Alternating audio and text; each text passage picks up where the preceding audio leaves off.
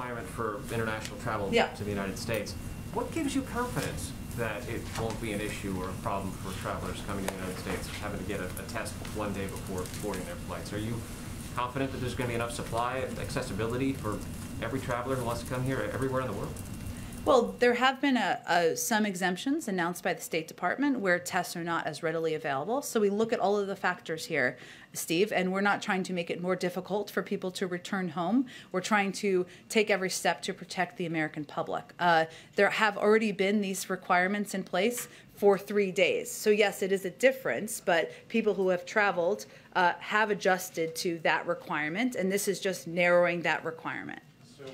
The requirement takes effect Monday. What is your advice right now to Americans who are watching or listening to this?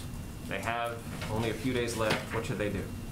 Americans who are here or Americans who are abroad and tuned into this briefing online? Sure. No, I just wanted to make sure I understood. Right. A day in advance of their international flight, they should get a test, as opposed to 3 days in advance. That's the difference. Go ahead, Sabrina. Thank you, Jen.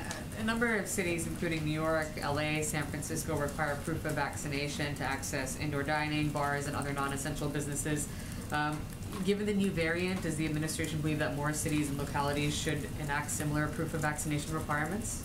They may decide to do that. Our approach and our view has always been that's up to cities and localities. It is not, as you know, that CDC guidance has changed on this front. There's a lot we don't know about the variant. We're learning more every single day. But again, we continue to believe that's up to states and localities and what they need to do to protect people in their community. And just similarly, with respect to cities and localities, there are a number of cities that still have not reinstated mask mandates. But they do fall within the substantial or high transmission category that the CDC has outlined for areas where there should be indoor mask mandates in place. So do you think cities like DC and New York, which are still in substantial or high transmission, should abide by the CDC guidelines? Of course they should. Every city should. I would note, this wasn't exactly your question, but I thought this was an interesting piece of data as it relates to vaccination rates.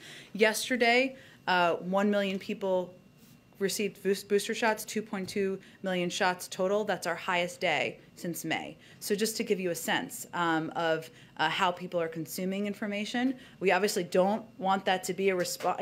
Our objective is not for people to be scared. That is not what we're trying to do here. But certainly you're seeing that the impact of how this is being communicated about is being felt in communities. People are taking steps to protect themselves. Go ahead. In the state dining room earlier, the president